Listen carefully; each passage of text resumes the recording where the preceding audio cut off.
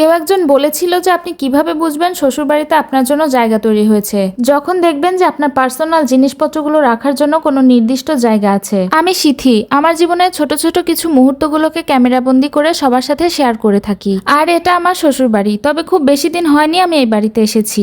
মেয়েদের জীবনটা আসলে এইরকমই অদ্ভুত, ছোট থেকে বড় হই একটা বাড়িতে, আর বড় হওয়ার পরে চলে আসতে হয় আরেকটা বাড়িতে। তখন মানিয়ে নিতে হয় সেই নতুন বাড়ির নতুন মানুষদের সাথে, নতুন নিয়ম কানুন শিখে আবার নতুন ভাবে সবকিছু শুরু করতে হয়, একদম নতুন একটা জীবনে পা রাখতে হয়। তো যাই হোক, এই বাসায় আসার পরে আমার জিনিসপত্রগুলোকে ঠিকঠাক ভাবে গুছিয়ে রাখা হয়নি। কিছু জামা কাপড় নিয়ে এসেছিলাম, সেগুলোকে একটু অগোছালো ভাবে রেখে দিয়েছিলাম। তো এবার ভাবলাম যে সবকিছু ঠিকঠাক ভাবে গুছিয়ে রাখি। বাবার বাড়ি থেকে আসার পরে ব্যাগ থেকে জামা কাপড়গুলো বের করা হয়েছিল না, তাই এবার আগে যেগুলো এনেছিলাম সেগুলো আলমারি থেকে বের করে নিলাম, আর নতুন যেগুলো নিয়ে এসেছি সেগুলোকেও একবারে ভাঁজ করে সবকিছু গুছিয়ে রাখবো।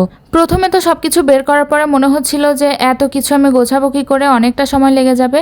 তবে বেশি সময় লাগেনি, আমি খুব তাড়াতাড়ি সবকিছু গুছিয়ে নিয়েছিলাম।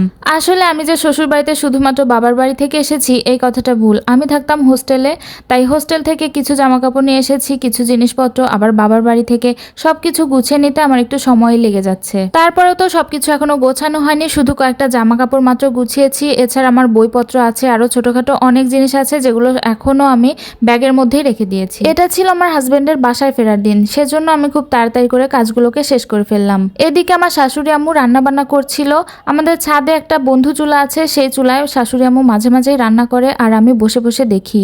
এখানে আম্মু রান্না করছিল খাসির মাংস আর শাক ভাজি। যেহেতু আমি নতুন বউ, তাই আম্মু আমাকে এখনো রান্না বান্না তেমন করতে দেয় না, আম্মু নিজে নিজেই করে। বারান্দা থেকে আমি একটু বাইরের প্রকৃতি দেখছিলাম, তখন আমার চোখে পড়লো যে গাছ থেকে একটা কাঠগোলাপ পড়েছে নিচে। আর কাঠগোলাপ পড়লে আমি সেটাকে রুমে নিয়ে এসে রেখে দেই, কারণ কাঠগোলাপ দিয়ে খুব সুন্দর একটা স্মেল বের হয়। রুমে রাখলে রুমেও সুন্দর স্মেল বের হয়। ছাদে যে শুধু কাঠগোলাপ গাছ আছে তা না, প্রতিদিনই অনেক অনেক ফুল ফোটে, আর আমি প্রতিদিনই সেই সৌন্দর্যটা উপভোগ করতে পারি। এই সব গাছগুলোকে লাগিয়েছিল আমার হাজবেন্ড, আর এগুলোর দেখাশোনা পরিচর্যা সবকিছু করে আমার শাশুড়ি। ছাদে প্রায় ৩-৪ রকমের বাগান বিলাস, কয়েক রকমের মসরোজ, পর্তুলিকা, কাঠগোলাপ, আরো অনেক অনেক অনেক ফুল আছে। এই সময় আমি একটা ফুল এনেছিলাম, কিন্তু এর পরে আমি আরো ৪-৫টা ফুল নিয়ে এসেছিলাম। হাজবেন্ড আসবে তাই বিকেলের দিকে একটু শাড়ি পরেছিলাম, তারপর কফি খেতে খেতে ওর জন্য অপেক্ষা করছিলাম। পরবর্তী ভিডিওতে আরো অনেক কিছু দেখাবো, অনেক গল্প করব। সে পর্যন্ত সবাই ভালো থাকবেন, টাটা।